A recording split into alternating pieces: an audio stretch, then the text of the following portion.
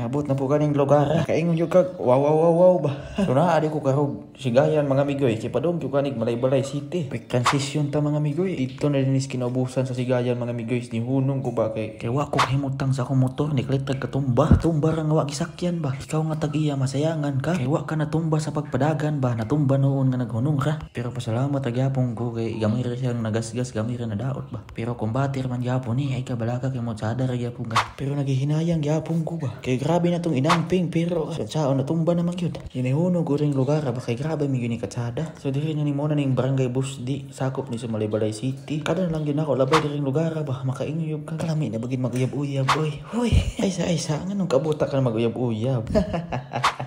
Maal. So pagdugay-dugay mga goy nilarga na yung goy kay basin mabasa tas ulan ba medyo distansya para pagid itong biyahero na ato para makaabot lang ta sa atong padulungan. Pag nihunong na po diri ba kay martsada may kay itan-naw ani mga basakana nga. So sapit ra ba ni anihuno no. Pero na sige lagi larga na. Ay lagi.